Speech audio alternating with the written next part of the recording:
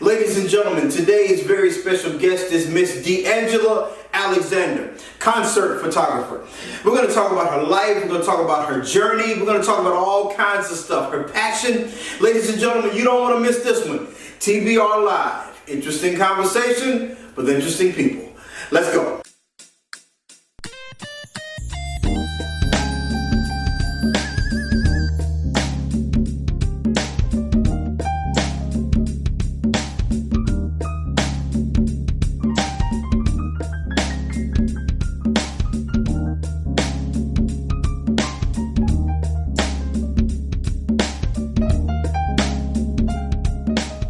Ladies and gentlemen, welcome to the show. Our very special guest today is Miss D'Angela Alexander. We're going to talk about her life, we're going to talk about her career, and anything she wants to promote. We may even tell a few jokes. So let's just get right into it.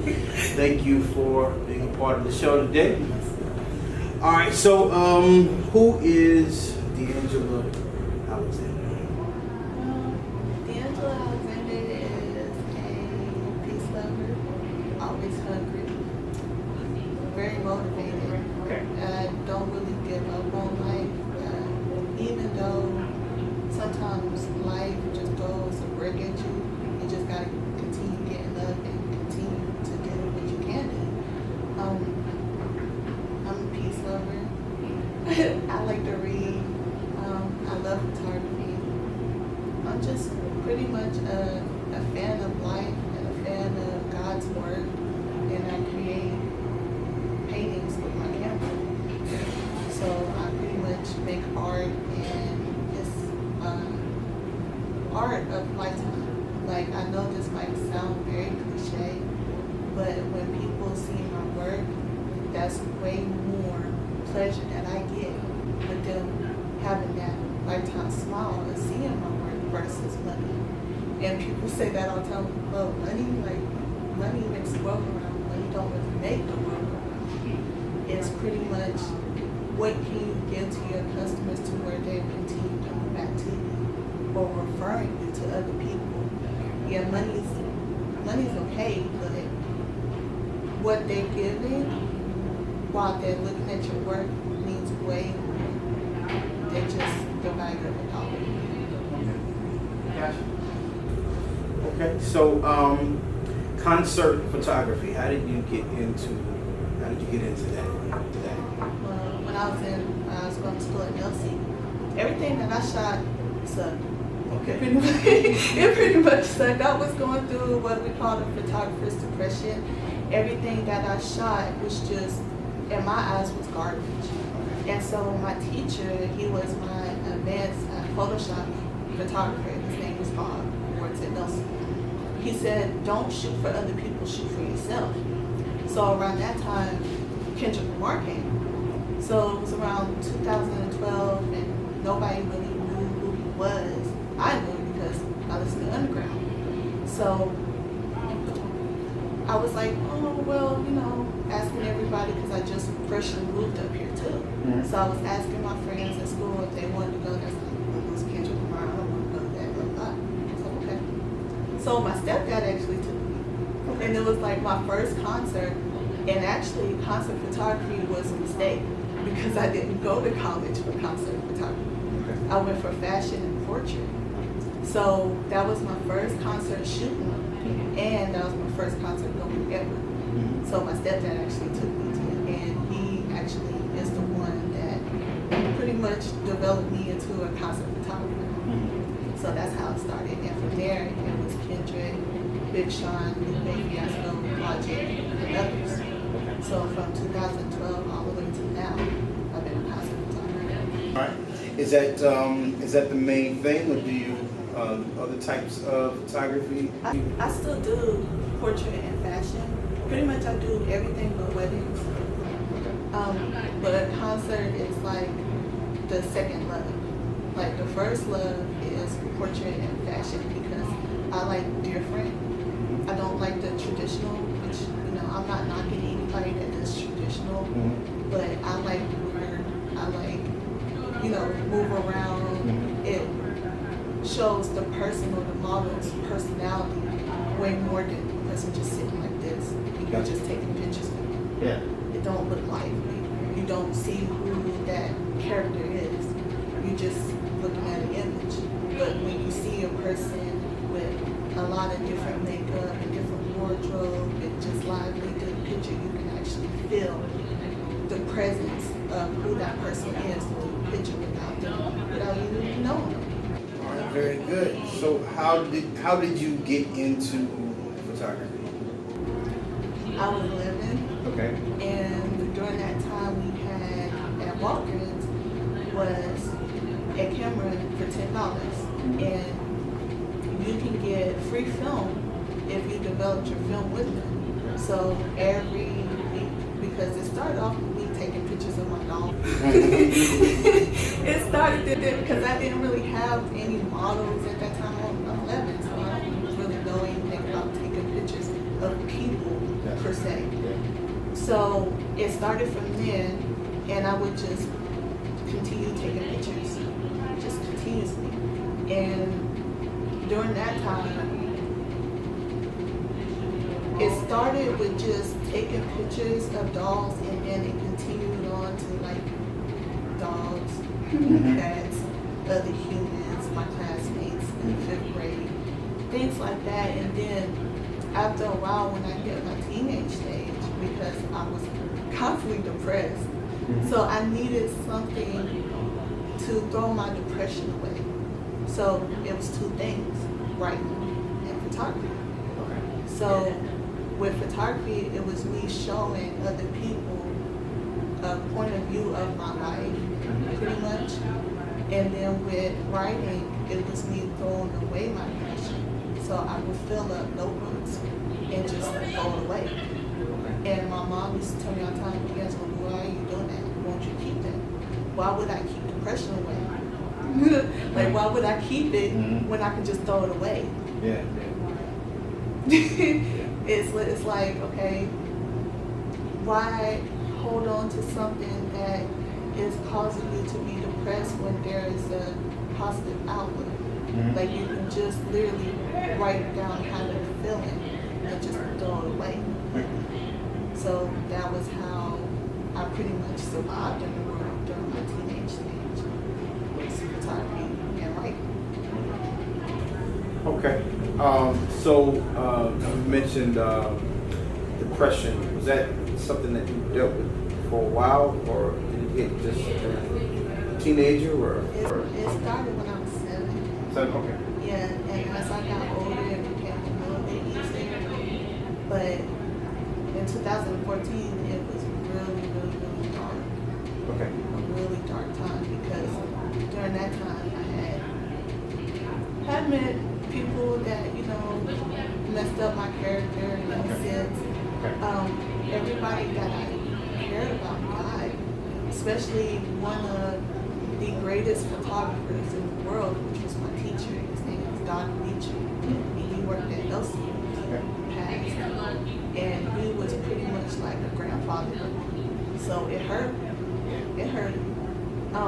During that time, my great grandmother passed as well. So I was in a really, really, really dark time to where I didn't want to get up. I didn't want to eat. I didn't want to leave my room. My mom was very concerned.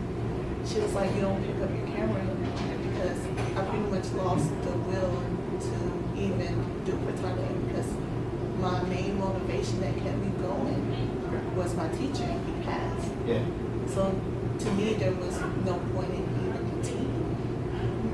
But my nephew, he actually brought that positive light back into me, because he was like, "Well, TT, let's take pictures." And I would just, you know, take a picture of him, and he'll go, "Oh, let's see." And then he'll run and he'll look at the camera. He's like, "Okay, okay." Then he'll go back and pose again, which that made me happy, because he was bringing me out of my depression, and he was once rekindling my love for photography. So it was pretty much one light, a wall. But how I set up my light and this white wall, you would think that it wasn't just one light and a wall. Because your subject don't really need to be pressed against the wall. You don't really get, it looks flat. So you have your light right here, shining downward a little bit right here. Your models are here, but you need to bring them up just a little bit so they don't look flat against the wall. It has like this 3D type of look, Okay. but it has like this more feeling to the actual, for not photographer, should I say, but the client, because it has this more lively feel. Because have you ever sat back and seen a picture where it's just like this up against the wall and you don't? Yeah, I don't like. I don't like that. And Grant, my other teacher, was the one that actually taught us that, because before going into college for photography, I was like, I can do this. 4 years in college, just taking pictures, no problem. I can do it. No. It wasn't just like taking a picture. Like if my camera breaks, I know how to fix it. Okay. Like I know a lot about lighting. My teacher actually ripped my picture right in front of me and told me that I could do better than that. Previous to, I was excited because it was a $10 print. I was happy. I was like, ooh, I can't wait to show my classmates because we had critiques. Next day I was happy to get up, go to school and everything, show my art to everybody. My teacher looked at me. He took my picture. He looked at me and ripped it in half and told me I was better than that. Now, I was mad, but I was flattered at the same time because he knew that I could do better than that, but that's a $10 print. Right. You just ripped my money. Like you could have just told me that I could do better than that and hand me back my picture. Right. But he saw way more in me than I saw in myself. Because I thought I did good. Obviously I did. Okay. So, Okay. Last thing. Advice. People who want to get into photography, because it seems like the average person just buys a camera and all of a sudden they're a photographer. So anybody that wants to get into that, what's one of the first things you would tell them to do? I would say that anybody that buys a camera, they pretty much are a photographer, because you never really know if you are something unless you give it a shot. Right.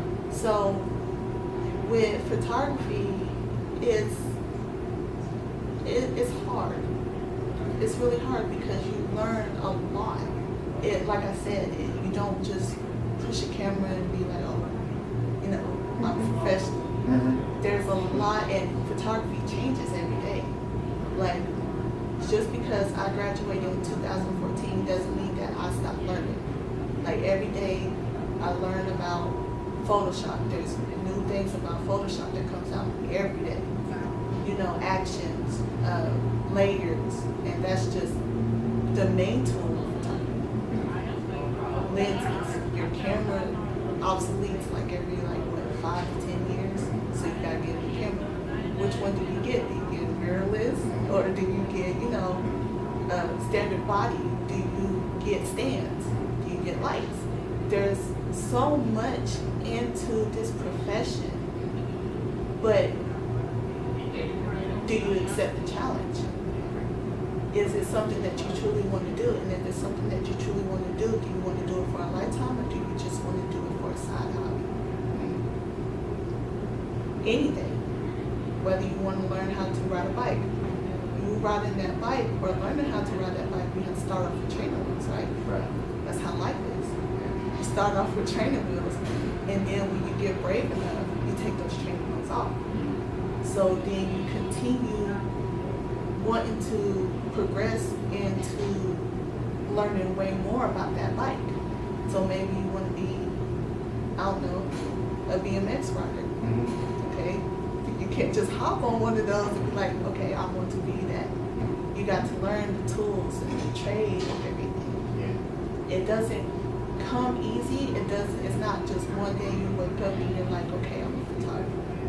There's a lot of steps that you have to get through in order to get where you're going or what you want to do in life. And again, it's not easy. And I appreciate the elders that had 20, 30, 40 years of experience in photography to go out their way to teach all of us their trades. I pretty much want to give a shout out to, my teacher Donnie, Bob, Grant, Rich, everybody that shaped me who I am today, because I was a blank piece of paper. And 4 years of education and wisdom shaped me into who I am today, which is an awesome book of art. Like, I didn't really know anything until now, to where I don't really need much in order to create my art of how I wanted to look at it. Okay. All right, excellent. All right, well, thank you very much for being a part of the show. Thank you. Before we let you go, anything you want to promote? Books or anything? Where you going? With the next show you gonna be? Anything at all that you want to promote? I want to promote my website, Okay. Lucchini Photography. Okay. .wix.com. Okay. My LinkedIn is D'Angela Alexander. You can pretty much catch me whenever you can catch me. And that's pretty much it. Fantastic. Thank you again. Appreciate your hospitality. Yes, ma'am.